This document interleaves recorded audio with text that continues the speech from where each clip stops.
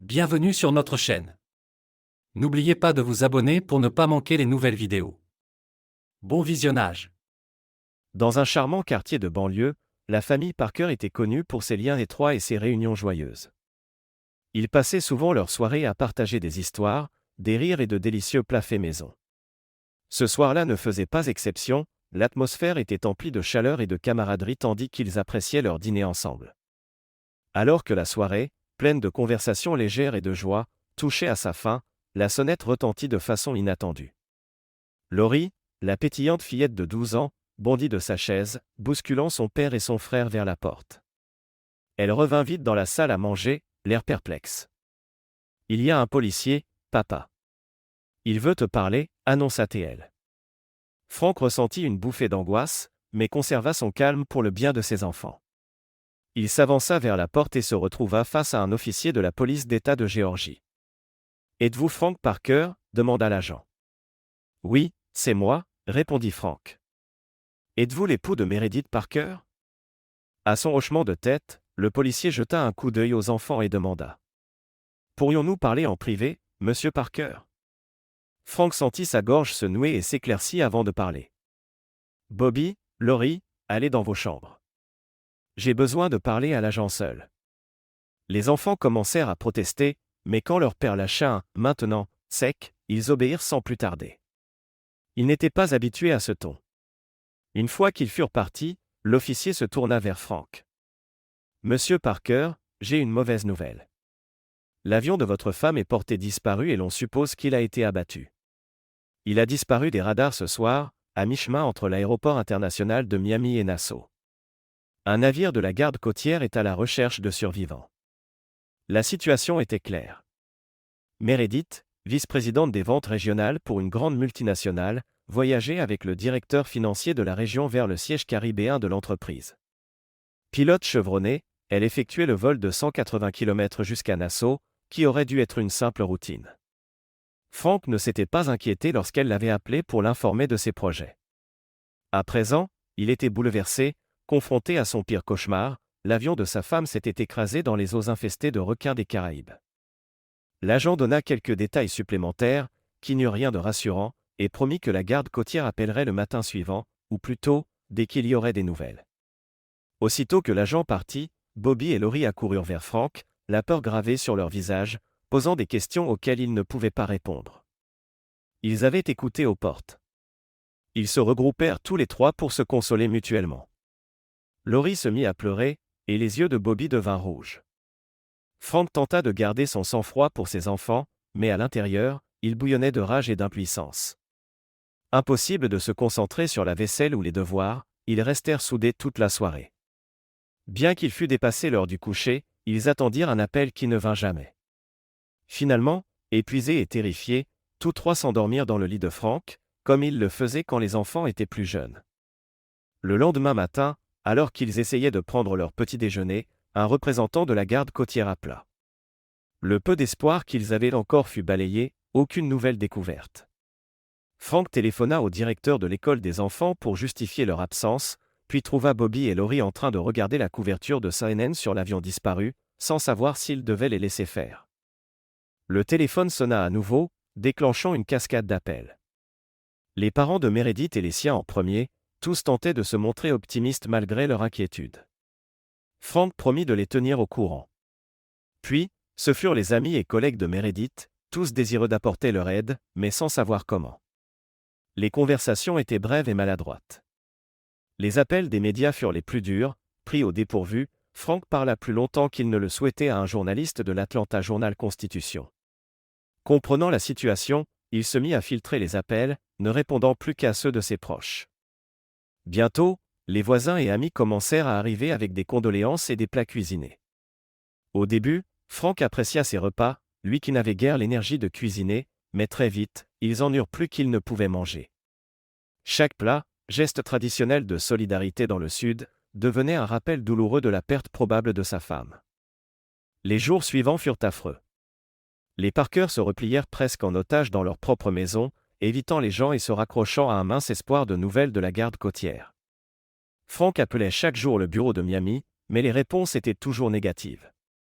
5 jours plus tard, un officier de la garde côtière téléphona avec la nouvelle tant redoutée, on avait retrouvé des débris de l'avion de Meredith, sans aucun signe de survivant.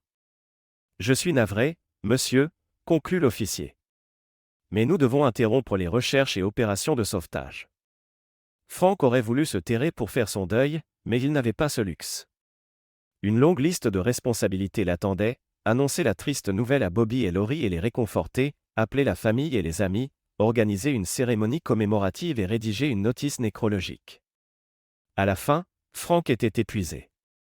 La famille vécut la cérémonie tant bien que mal et commença lentement à reprendre le cours de sa vie. Les enfants retournèrent à l'école, ce qui les aida un peu, mais Frank peinait à assumer ses nouvelles responsabilités. Sur le conseil d'un ami, il contacta un avocat pour des questions juridiques et fut stupéfait d'apprendre qu'il lui fallait un certificat de décès. Mais son avion s'est écrasé en mer, protesta Frank. Je sais, répondit l'avocat, mais sans corps, le tribunal doit émettre une déclaration officielle. Je dois vraiment attendre 7 ans ? Non, le rassura l'avocat. Dans des cas comme celui-ci, ça se règle en général assez vite. Je vais rédiger la requête et vous aider à modifier d'autres documents, comme vos comptes bancaires, les hypothèques et l'assurance. Dépassé, Frank sut qu'il devait également contacter l'entreprise de sa femme au sujet des prestations. Il redoutait d'appeler la veuve de John Collier, le CFO qui se trouvait dans l'avion avec Meredith. Bien que Frank n'ait jamais apprécié Collier, il s'estimait obligé de contacter son épouse. Lorsqu'il appela Amanda Collier, celle-ci semblait attendre son appel. En échangeant leurs condoléances, Frank réalisa qu'elle comprenait sa douleur. « Comment vas-tu, Frank » demanda-t-elle. « C'est difficile, Amanda. Je n'arrive pas à accepter son absence. Tout me la rappelle. J'ai l'impression de la voir dans chaque foule. » Il baissa les yeux, submergé par l'émotion. Amanda le comprit. « Et toi, Amanda, comment tiens-tu le coup » demanda-t-il. « Ce n'est pas simple, mais je gère » répondit-elle. John et moi n'avions pas d'enfants, et notre relation était déjà à la dérive. Si l'accident n'était pas survenu, on se dirigeait vers un divorce. Je suis désolé de l'apprendre, répondit Frank, compatissant.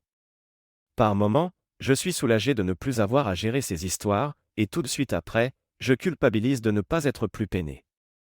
Mais une partie de moi le regrette malgré tout. Vas-tu t'en sortir financièrement, s'enquit Frank. Je m'en sortirai. L'entreprise avait assuré la vie de John, donc je toucherai 2 fois la valeur prévue. Mais il avait fait de mauvais investissements et nous avions perdu beaucoup d'argent. Frank ne fut pas surpris par le comportement de John Collier concernant l'argent. Quand Amanda mentionna la police d'assurance vie payée par l'entreprise, il se rappela qu'il devait contacter le service des prestations de Meredith. Après quelques échanges, Frank se leva pour partir. « Amanda, je suis désolé, mais je dois te laisser. Bobby et Laurie sortiront bientôt de l'école et je dois aller les chercher. N'hésite pas à m'appeler si tu as besoin de quoi que ce soit, même juste pour parler. » En arrivant chez lui avec Bobby et Laurie, Frank fut surpris de voir une voiture garée devant la maison. Il fit passer les enfants par le garage. La sonnette retentit. Devant la porte, un homme d'une 50aine d'années et une jeune femme en tenue d'affaires. « Je suis l'agent spécial Harold Barn et voici l'agent spécial Celia Murray. Nous appartenons au bureau d'enquête de Géorgie. Nous souhaiterions vous poser quelques questions concernant la disparition de votre épouse. » Laurie s'agrippa à la taille de son père, en larmes. « Qu'est-ce que ça signifie » exigea Frank, furieux. L'agent Murray intervint. « Je suis désolé d'effrayer votre fille, monsieur Parker. Nous menons simplement une enquête de routine dans le cadre de votre demande de certificat de décès pour madame Parker. Nous pouvons revenir plus tard, si vous préférez. » Frank rassura sa fille. « Ne t'inquiète pas, ma chérie, rien de grave. » L'agent Murray se mit à genoux et tendit à Laurie un mouchoir qu'elle prit à contre-séhure. Frank envoya alors Laurie dans sa chambre pour faire ses devoirs. « Si cela ne vous prend pas trop de temps, allons-y. » Ils s'installèrent au salon, autour de la table basse. « Nous avons besoin de renseignements sur votre épouse » commença l'agent Barn. « Depuis combien de temps étiez-vous mariés ?»« Depuis 1990, juste après l'université de Géorgie, » répondit Frank, se rappelant la magnifique brune qu'il avait épousée. « Et elle travaillait pour l'International Marketing Corporation jusqu'à sa disparition » poursuivit l'agent. « Oui, Elle était vice-présidente des ventes pour le sud-est des États-Unis. Pourquoi se rendait-elle aux Bahamas? Demanda l'agent Murray. Sa zone couvrait Porto Rico et les Caraïbes. Le siège caribéen de l'entreprise est à Nassau, et Marie s'y rendait souvent. Marie, s'enquit la jeune femme. C'était mon petit surnom pour elle, expliqua Frank en baissant le regard. L'agent Murray lui tapota l'épaule. C'est normal, monsieur Parker. Je comprends que ce soit difficile. L'agent Barnes changea de sujet. Votre épouse pilotait-elle habituellement son avion pour ses déplacements professionnels? Oui. Son père était pilote, et elle a obtenu sa licence jeune. Elle préférait piloter elle-même pour ne pas dépendre des horaires des compagnies aériennes. Et vous, monsieur Parker, que faites-vous dans la vie? Je suis père au foyer, répondit Frank en souriant. J'étais ingénieur en aérospatial jusqu'à ce que mon entreprise procède à des licenciements, il y a 3 ans. Déménager pour un autre poste n'était pas envisageable, et la carrière de Marie connaissait un grand succès, alors nous avons décidé que je m'occuperais de la maison et des enfants. Comment ce changement a-t-il affecté votre couple? Demanda l'agent Barnes. Quel rapport avec sa disparition? Rétorqua Frank, agacé. L'agent Murray intervint. Nous devons déterminer si des circonstances particulières ont pu jouer un rôle dans la disparition de votre épouse. C'est la procédure. Frank se calma. Ça a été un gros bouleversement, mais en tant qu'ingénieur, j'avais évalué toutes les options. C'était logique pour la famille. Marie se concentrait sur sa carrière, et moi, je gérais Bobby et Laurie. Les agents restèrent silencieux, et Frank continua. Ce n'était pas évident. Elle était souvent occupée avec ses clients et ses réunions, et je sentais que son travail passait avant tout. Mais c'est courant dans le milieu des affaires, et globalement, ça se passait bien. Encore 2 questions, monsieur Parker, ajouta l'agent Barnes. Avez-vous remarqué un changement de comportement de votre épouse, juste avant sa disparition? Pas vraiment, répondit Frank après réflexion. Elle était très stressée et voyageait plus, mais elle disait qu'elle attendait une promotion qui lui permettrait de réduire ses déplacements, avec un poste et un salaire plus élevé. Dernière question, enchaîna l'agent Barnes en prenant des notes. Savez-vous si quelque chose a changé récemment dans vos finances? Non, dit Frank d'un ton assuré. Je gère nos comptes et n'ai rien remarqué d'anormal. L'agent Murray tendit sa carte à Frank. Merci, monsieur Parker. Si vous pensez à autre chose, appelez-moi. Les agents partirent, et Frank alla voir ses enfants, plongés dans leurs devoirs. Ils sont forts, songea-t-il. Ils ont vécu tant de choses, et ils tiennent le coup. Le lendemain, Frank se rendit au siège d'IMC pour discuter des prestations de Meredith. Le responsable du service exprima ses condoléances et lui remit un carton contenant les affaires de Meredith, dont un portrait de famille. Un spécialiste examina le compte 401K de Meredith, beaucoup plus élevé que prévu grâce à des cotisations récentes. Il recommanda à Frank de transférer ses fonds dans son propre plan de retraite, IRA, pour simplifier la gestion. Frank apprit aussi l'existence d'une solide assurance souscrite par Meredith qui lui garantirait l'équivalent de presque 4 années de revenus. La compagnie d'assurance versera la somme chaque année pour réduire les impôts, expliqua le spécialiste, à condition de recevoir le certificat de décès de Meredith. Après avoir rencontré les agents du GBI, Frank était assez confiant que le certificat serait disponible sous peu. Rassuré, il réalisa qu'il n'aurait pas à chercher immédiatement un emploi. Merci, Marie, murmura-t-il. Quelques jours plus tard, alors que Frank préparait le dîner, la sonnette retentit à nouveau. L'agent spécial Murray se tenait là, l'informant que l'enquête était terminée et que le certificat de décès avait été délivré. Frank poussa un soupir de soulagement. Soudain, le cri paniqué de Laurie vint du fond de la maison. « Papa, aide-moi !» Frank se précipita dans sa chambre, suivi de l'agent Murray. Laurie fixait une large tache rouge sur son gant. « Je saigne, papa, sanglota-t-elle. Que s'est-il passé, Laurie? Demanda Frank, horrifié. L'agent Murray l'interrompit. Laissez-moi faire, dit-elle fermement, repoussant Frank vers la porte. Attendez au salon. 15 minutes angoissantes s'écoulèrent avant que Celia ne sorte. Laurie va bien. Vous devez aller acheter des protections hygiéniques. Prenez la plus petite taille.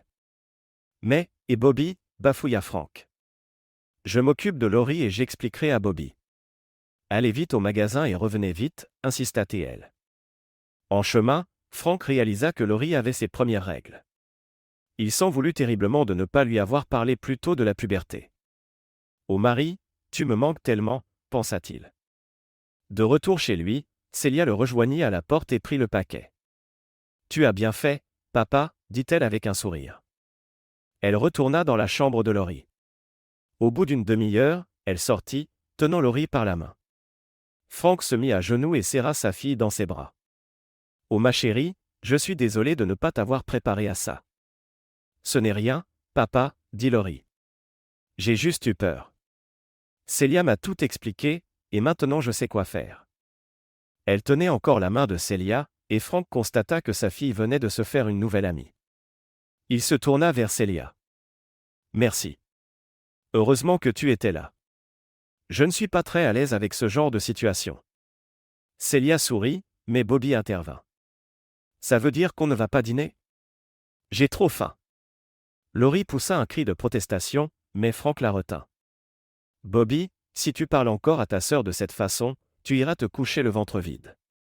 Va te laver les mains et mets la table. » Puis il se tourna vers Célia.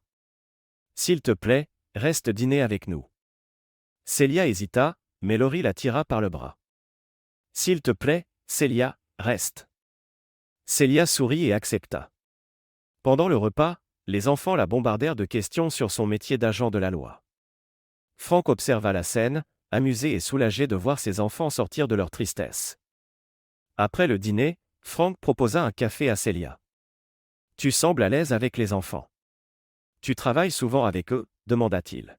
« Je viens d'une famille nombreuse, 2 frères et 3 sœurs. J'étais l'aîné, alors j'ai un peu joué les deuxièmes mamans. Voilà pourquoi j'ai su quoi faire avec Laurie. J'ai déjà aidé mes sœurs à franchir le cap de la puberté. » Frank sourit. « Je suis vraiment content que tu aies pu la rassurer. » Le visage de Célia s'assombrit légèrement. « Comment vont-ils sur le plan émotionnel ? » Frank soupira. « Laurie est très collée à moi, et Bobby est renfermé et parfois grognon. Je ne sais pas si c'est lié à la perte de leur mère ou juste à l'adolescence. » Célia regarda Frank avec compassion. « Tu fais du très bon travail. Le temps aidant, ça ira mieux. » Elle se leva. « Je ne veux pas abuser de votre hospitalité.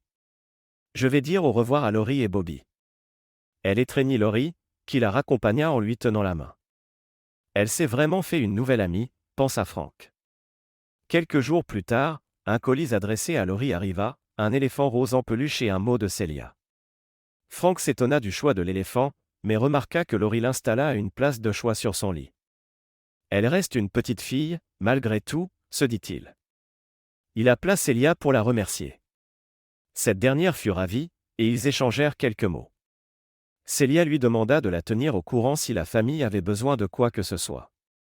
Quelques semaines plus tard, l'enseignante de Bobby appela Frank pour discuter de problèmes disciplinaires. Frank fixa un rendez-vous pour le lendemain, sans en parler tout de suite à Bobby. Madame Sana, la prof principale, expliqua à Frank que le comportement de Bobby s'était dégradé depuis quelques mois. « Je ne voulais pas vous alarmer tout de suite, sachant ce qu'il traverse, » dit-elle, mais il semble de plus en plus distrait. Il ne fait pas ses devoirs et ne prête plus attention en classe. S'il continue, ses notes vont chuter. Frank était inquiet. « Combien de cela est dû à l'adolescence ? » demanda-t-il. « C'est un âge difficile, en particulier pour les garçons, » répondit-elle. « Mais je pense que la perte de sa mère l'affecte plus qu'il ne le montre. Vous devriez envisager de consulter un psychologue. » Frank la remercia, puis attendit que les enfants aient terminé leur cours de sport pour avoir une discussion avec Bobby. Il envoya Laurie dans sa chambre pour qu'elle fasse ses devoirs et emmena Bobby dans la chambre parentale. En voyant l'air grave de son père, Bobby sut qu'il avait des ennuis. Frank lui rapporta les remarques de la prof. « Qu'est-ce qui se passe, Bobby ? Pourquoi ce comportement ? » « Parce que... » marmonna Bobby. « Tu ne te soucies pas de tes notes ? » ?»« Pas vraiment, » répondit-il d'un ton boudeur. Agacé par la brièveté des réponses, Frank essaya de le culpabiliser. « Qu'est-ce que ta mère aurait pensé ? » ?»« Je m'en fiche. » C'était une traînée, cria Bobby, en colère. Choqué, Frank l'agrippa par les épaules. « Ne parle pas ainsi de ta mère. Comment peux-tu dire ça ? Bobby murmura. Je l'ai vu avec un autre homme. Il s'effondra en sanglots. Frank s'assit à côté de lui, tentant de le réconforter. Ça va aller, répétait-il, doucement, pour calmer son fils. Quand Bobby se fut calmé, Frank demanda doucement. Dis-moi ce que tu as vu. C'était l'automne dernier. J'avais oublié mes devoirs à la maison et je suis rentré discrètement. Maman est arrivée, j'ai entendu la voix d'un homme. Ils sont allés dans votre chambre, et quand j'ai regardé, ils étaient sur le lit. La voix de Bobby se brisa avant de laisser place à de nouveaux sanglots. Pourquoi elle a fait ça, papa? Comment a-t-elle pu agir comme une traînée? Frank se sentit défaillir, mais il se concentra sur l'essentiel, consoler son fils. Parfois, les gens commettent des erreurs, mais ça ne veut pas dire qu'ils ne nous aiment pas. Ta mère t'aimait, toi et Laurie, plus que tout. Souviens-toi seulement de ça. Frank discuta longuement avec Bobby pour l'apaiser, puis lui demanda de ne pas en parler à Laurie, et Bobby promit. La soirée se poursuivit dans un calme lourd. Une fois les enfants couchés, Frank se retrouva seul avec ses émotions. D'abord, il voulut nier ce que Bobby avait raconté, mais il savait que son fils était sincère. Il se sentit trahi. Comment Marie a-t-elle pu me tromper? Qui était cet homme? Depuis combien de temps? L'avais-je déjà perdu avant même qu'elle ne disparaisse? Ses pensées l'empêchèrent de dormir. Le lendemain, il alla à la salle de sport pour s'occuper l'esprit, mais sur le tapis de course, son imagination s'emballa. Ça a pu se produire un jour où j'étais justement à la salle de sport. Elle a pu planifier ses rendez-vous en fonction de ma routine. Depuis combien de temps ça durait? Comptait-elle me quitter? Chaque question en amenait une autre, et la douleur grandissait. Frank masqua sa détresse face à Bobby et Laurie, mais il souffrait atrocement. Pour la première fois, il alla acheter des antiacides, lui qui n'avait jamais eu de problème d'estomac. Il ne savait à qui confier ce secret, en parler à ses parents ou à ceux de Meredith les anéantirait, sans parler des potins dans le quartier et des répercussions à l'école. Il se sentait emprisonné. Un soir, il tomba sur la carte professionnelle de Celia Murray. Dans son désespoir, il l'appela. Celia, ravie d'entendre sa voix, s'inquiéta en entendant qu'il avait besoin de lui parler. Bobby et Laurie vont bien, demanda-t-elle tout de suite. Ils vont bien, mais moi non. Pouvons-nous déjeuner ensemble demain? Elle accepta et proposa un endroit tranquille près de son bureau. Frank se sentit soulagé. Le lendemain, Celia l'attendait au restaurant. En voyant son air bouleversé, elle lui demanda. Mon Dieu, Frank, qu'est-ce qui se passe? Tu voulais plus d'informations sur ma femme. J'ai découvert que Meredith me trompait, dit-il, les larmes aux yeux. Celia lui saisit les mains. Oh Frank, c'est horrible. Raconte-moi tout. Il lui parla du rendez-vous avec la prof de Bobby, de la crise de Bobby, et de ce que son fils avait vu. Celia l'écouta en silence. Pauvre Bobby. Pas étonnant qu'il ait des difficultés. Perdre sa mère et savoir qu'elle trompait son père. Ça le ronge. Elle serra les mains de Frank. Je n'ose imaginer ta souffrance. As-tu vu des signes avant-coureurs? Non. Le mari est toujours le dernier au courant, dit-on. Notre intimité s'était réduite depuis sa promotion, mais je pensais que c'était dû au stress. Elle prétendait que ça s'arrangerait plus tard. Maintenant, je n'ai aucune réponse. Qui était cet homme? Depuis combien de temps? Songeait-elle à me quitter? Pourquoi nous faire ça? Il s'interrompit, la gorge serrée. Celia pressa ses mains plus fort. Tu n'auras peut-être jamais les réponses, puisqu'elle est partie. Au fond, ça ne change rien. Pense d'abord à tes enfants et à toi. Je sais que tu as raison, mais je souffre tellement. Je me demande si elle avait déjà cessé de m'aimer. Non, répliqua fermement Celia. Meredith tenait à vous. Elle a augmenté son assurance vie et son 401K pour vous mettre à l'abri. Elle se souciait de vous. Merci, Celia. J'essaierai de m'en souvenir. En se levant, il remarqua qu'il n'avait pratiquement pas touché à leur repas. Je ne suis pas très agréable en repas, on dirait. Ne t'en fais pas, répondit-elle. Sauter un déjeuner ne me fera pas de mal. Il la regarda et pensa, elle a l'air radieuse, en fait. On se revoit vite, Frank, et si tu as besoin, appelle-moi. Elle l'embrassa sur la joue. Tandis qu'elle s'éloignait, Franck la vit rougir. De retour à la maison, il se sentit étrangement apaisé. J'avais besoin de tout lui confier, se dit-il. Le samedi suivant, alors qu'il ramassait les branches cassées dans le jardin après un orage, Franck aperçut Laurie au téléphone. « Qui t'appelle » demanda-t-il à Bobby. Personne ne l'a appelée. C'est elle qui téléphone à sa nouvelle meilleure amie, Célia. Elle l'appelle souvent ? Qu'est-ce qu'une BFF ?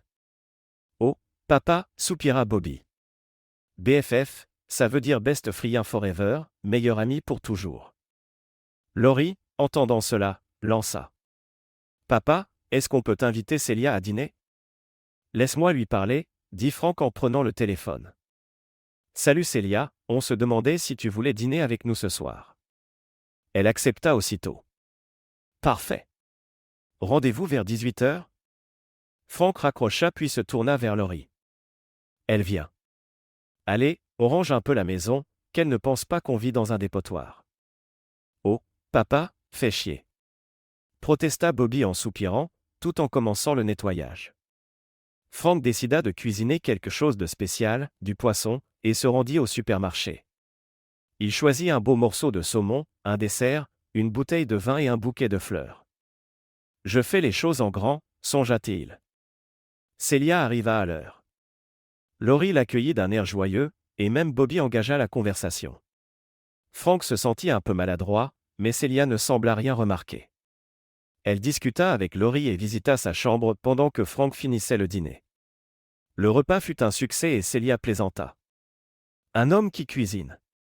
Ma mère m'avait prévenu. Après le dîner, Célia aida Franck à débarrasser. Les enfants, absorbés par leurs occupations, ne firent pas attention. Franck et Célia remplirent leur verre de vin et s'installèrent au salon. Franck, c'était délicieux. Merci de m'avoir invité. Laurie ne m'aurait pas pardonné si tu ne l'avais pas fait, plaisanta-t-il.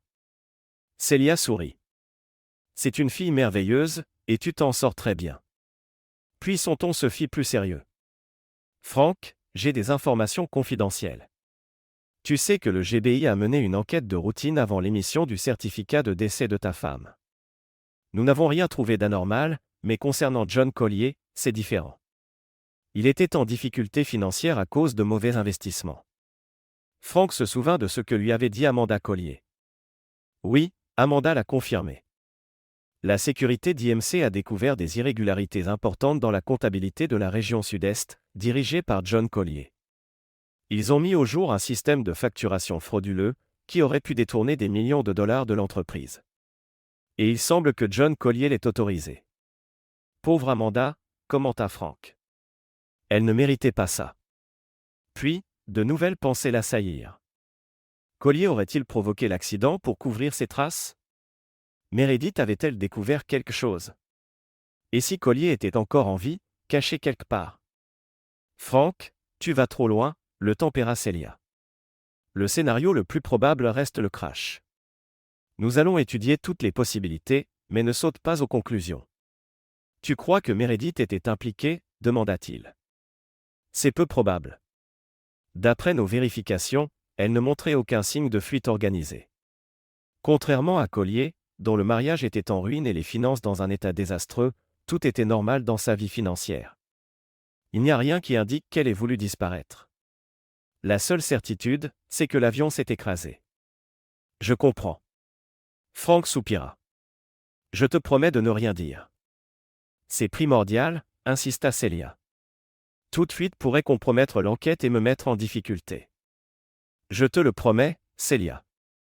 De toute façon, je n'ai aucun intérêt à jouer les justiciers. Et puis, j'aime bien discuter avec toi. Célia sourit, illuminant la pièce. Au moment de partir, elle dit au revoir aux enfants, et Bobby mit sa partie de jeu en pause pour lui souhaiter une bonne nuit, chose rare. Laurie la raccompagna jusqu'à la porte. Avant de quitter la maison, Célia embrassa Franck sur la joue. Elle t'aime bien, papa, murmura Laurie. Je l'aime bien aussi, répondit Franck, attirant Laurie contre lui. Cette nuit-là, Franck resta éveillé, ressassant les révélations de Célia, imaginant toutes sortes de scénarios. Oh, Marie, pensa-t-il. Que as-tu fait ? Il finit par sombrer dans un sommeil agité. Une semaine plus tard, alors qu'il consultait des informations sportives sur son ordinateur, Franck remarqua l'icône de Facebook. Il n'y allait presque jamais, sauf pour surveiller ce que faisaient ses enfants. Il exigeait qu'ils l'ajoutent comme « ami » et qu'ils partagent leurs mots de passe. En se connectant, il ne vit rien de spécial, sauf une demande d'amis venant d'un certain Tom Thomasson, inconnu, sans photo de profil, juste une silhouette. Il cliqua sur le nom, mais les informations étaient inaccessibles. « Et, Bobby, tu connais un Thomasson » l'appela-t-il. « Non » répondit Bobby. « Ce type essaie de m'ajouter depuis des semaines. Je supprime chaque fois. » Laurie lança un coup d'œil. « Oui, il a essayé de me demander en ami aussi. Ça doit être un vieux tordu. » Franck s'inquiéta, qu'un inconnu cherche à les contacter tous les trois ne lui plaisait pas. « Vous avez bien fait de ne pas répondre. Méfiez-vous des inconnus. » Puis une idée lui traversa l'esprit. Peut-être que Célia peut nous aider à en savoir plus sur ce Thomasson. Il l'appela et l'entendit répondre d'un ton chaleureux. « Salut, Franck. J'espère que tout va bien. Salut, Célia. Quelque chose de bizarre s'est produit, et j'aurais besoin de ton aide. Les enfants vont bien, ne t'en fais pas, mais, peux-tu passer à la maison? Bien sûr, je peux être là dans 45 minutes. Franck fut frappé par sa ponctualité et sa présentation soignée. Tu es ravissante, tu sais. Tu n'avais pas besoin de faire autant d'efforts pour nous. Merci, Franck. J'en avais envie, répondit-elle. Franck appela les enfants, et Bobby se connecta à leur compte Facebook pour montrer à Célia les demandes d'amis de Thomasson. Elle fit l'éloge de ses compétences, puis examina les messages, mais ne trouva rien d'exploitable. Ça ressemble peut-être à un plan marketing, expliqua-t-elle. En tout cas, ne répondez jamais et ne partagez rien avec lui, compris? Les enfants acquiescèrent, conscients du danger. La nuit tombait. Franck proposa à tout le monde de sortir manger un morceau, invitant Célia à se joindre à eux.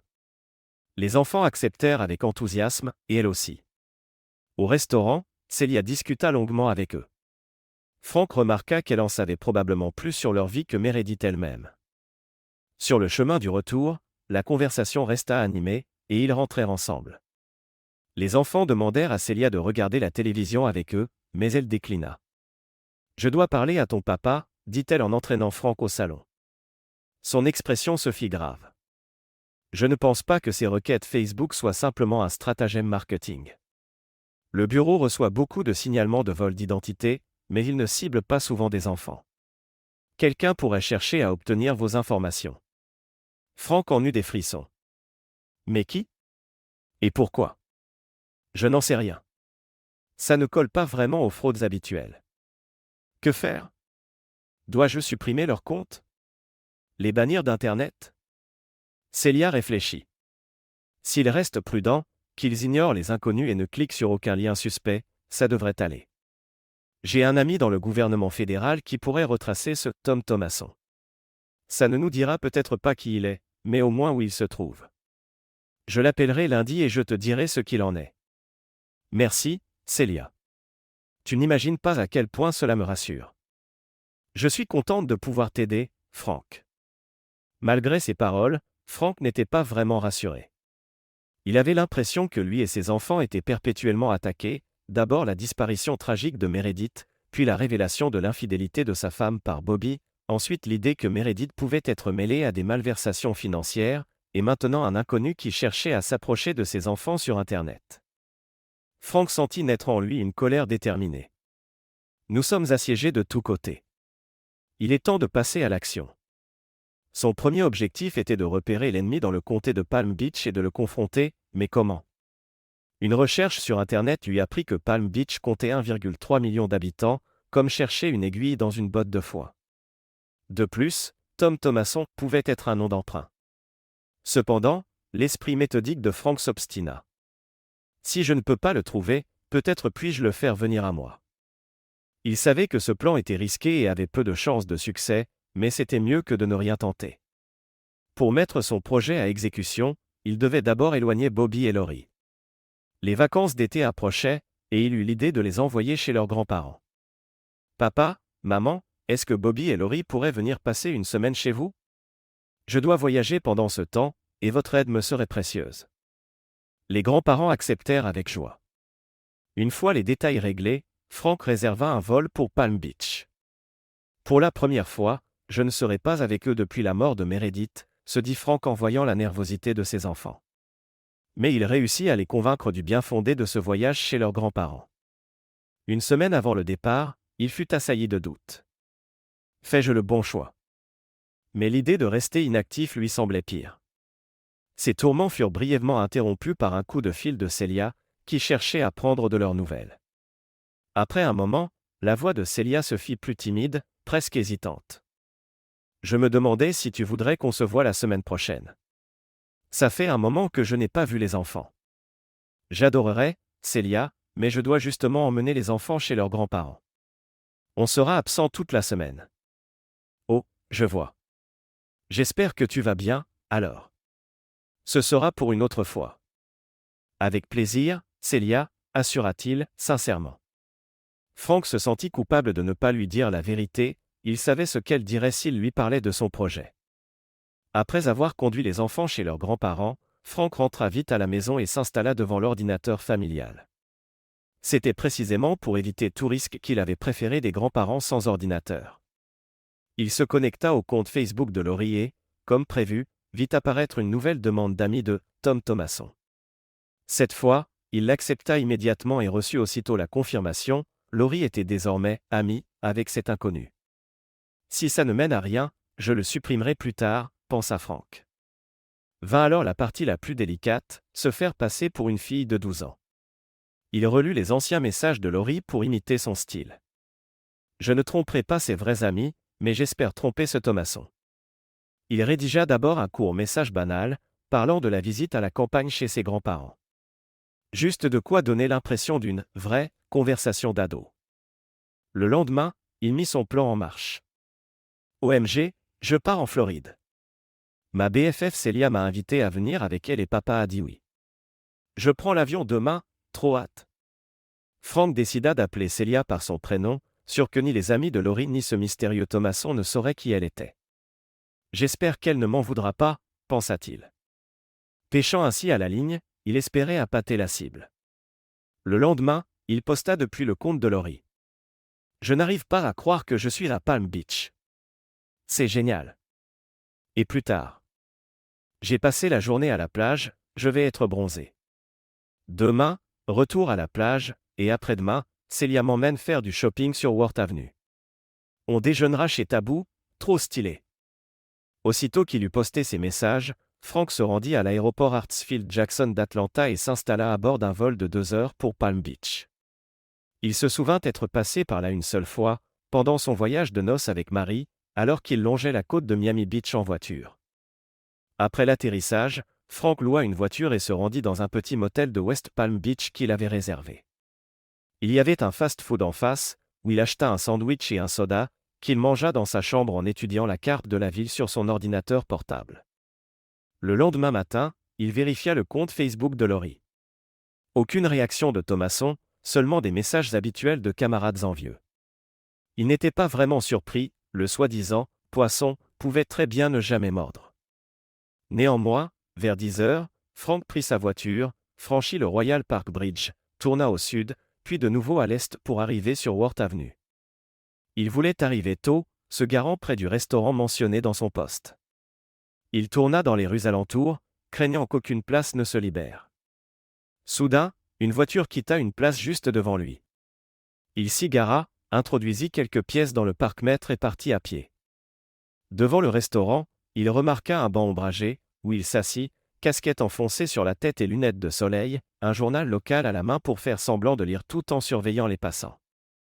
C'est vraiment un plan bancal, se dit-il. Il n'avait aucune idée de l'identité de Tom Thomasson, ni même de son existence réelle, encore moins de son apparence. Il ne pouvait faire qu'observer les gens et espérer repérer quelque chose de suspect. Le temps passa. Il regarda les clients entrer dans le restaurant, puis en sortir, et l'endroit se vida peu à peu. Quand il réalisa qu'il s'était écoulé plus d'1 heure, il se trouva ridicule. Je ferais mieux de rentrer. J'aurais au moins pu revoir Célia. C'est alors qu'il vit une femme traverser la rue. Elle ne ressemblait pas du tout à Meredith, elle était blonde, cheveux courts, vêtue de façon très différente. Pourtant, quelque chose dans sa démarche le frappa. Encore cette illusion de voir Marie partout, pensa-t-il. Mais plus il la regardait, plus ce détail le troublait. Il se leva et la suivit à distance. Elle est là un taxi au coin de la rue. Frank courut jusqu'à sa voiture et démarra juste à temps pour voir le taxi qui s'éloignait vers l'Atlantique. Bientôt, il tourna à gauche et longea la route côtière au nord. Frank suivit le taxi sur quelques kilomètres. Finalement, ce dernier tourna dans un quartier résidentiel de Standing, pas très loin du lac Worth. Frank s'arrêta à bonne distance et vit la femme sortir du véhicule. Elle paya le chauffeur puis entra dans une maison élégante, donnant sur le lac. En plissant les yeux, Frank observa ses mouvements. La silhouette, la démarche. Il devint certain qu'il s'agissait de Meredith. Elle a simplement changé de coiffure et de couleur, mais pas sa façon de marcher, se dit-il. Frémissant de colère contenue, Frank descendit de sa voiture et marcha jusqu'à la porte d'entrée, sonnant et croisant les bras. La femme ouvrit, l'air perplexe, puis se figea en le reconnaissant. « Frank. Qu'est-ce que tu fais là » s'exclama-t-elle. « Salut, Marie. Drôle de coïncidence de te voir ici, répondit-il d'un ton sarcastique. Elle voulut le prendre dans ses bras, mais il la repoussa. Ne me touche pas, cracha-t-il. Sa rage explosa. Comment as-tu pu me faire ça? Comment as-tu pu laisser Bobby et Laurie derrière toi? Meredith jeta un coup d'œil paniqué à l'extérieur, puis lui saisit le bras pour l'entraîner à l'intérieur, refermant la porte. J'ai fait tout ça pour vous, mon chéri, pour toi et les enfants. Tu dois me croire, c'était la seule issue. Qu'est-ce que tu racontes? Ça n'a aucun sens. Explique-toi. Il s'assit, sentant une froideur subite l'envahir. D'accord, Marie, je t'écoute. Elle s'installa en face de lui, main tremblante. J'étais si près du but, chérie. J'avais un nouveau poste plus important en vue, mais l'économie s'est effondrée. Pour sécuriser ma promotion, il fallait que ma région affiche de meilleurs chiffres. Elle lui raconta comment, avec John Collier, elle avait trafiqué les résultats de vente, puis créé des factures fictives pour encaisser des sommes importantes. Lorsque John a compris que tout finirait par se savoir, on a compris qu'on devait fuir. Avec assez d'argent, on pouvait s'évanouir dans la nature. C'est pour ça que j'ai simulé l'accident de l'avion, expliqua-t-elle. Frank ne pouvait en croire ses oreilles. Tu as donc volé de l'argent et fait croire à ta mort pour échapper à la justice? Oui, mais pas seulement. Je pensais à vous, s'écria-t-elle. J'ai pris une assurance vie élevée, j'ai maximisé mon 401K. Je voulais que toi et les enfants n'ayez plus de soucis financiers. Tu pensais vraiment que ça compenserait la perte d'une femme et d'une mère, rétorqua Frank, glacé. Elle comprit sa colère. Non, tu ne comprends pas. Mon plan était de disparaître quelque temps, puis de vous faire venir. On serait partis loin, tous ensemble. Frank la dévisagea. Et l'histoire avec John Collier? Bobby vous a vu dans notre lit. Elle esquissa un sanglot, puis se redressa. Ça n'était qu'une seule fois. Il me faisait du chantage pour m'aider à préparer ma fuite. Ça ne signifiait rien. Frank se releva, ignorant ses justifications. Sors de ta cachette, John. Je sais que tu es là. Meredith voulut protester, mais à ce moment, John Collier apparut, vêtu d'un peignoir. Laisse tomber, Marie. Il est au courant. Il plongea la main dans la poche de son peignoir et brandit un pistolet automatique en direction de Frank. Alors, tu as réussi à nous retrouver, gros malin? Dommage pour toi. Railla Collier, en visant Frank. Non, John, s'il te plaît, hurla Meredith, mais il l'ignora. Tes gosses vont perdre non seulement leur mère, mais aussi leur père. Il arma son pistolet. Je ne ferai pas ça à ta place, lança une voix dans le couloir. Les trois se tournèrent, stupéfaits, pour voir apparaître Celia Murray, un pistolet Smith & Wesson braqué sur Collier. Avant que celui-ci ne réagisse, une autre voix résonna derrière lui. Lâche ton arme, Collier. C'est fini. L'agent spécial Harold Barnes sortit de la cuisine, son arme pointée lui aussi sur Collier.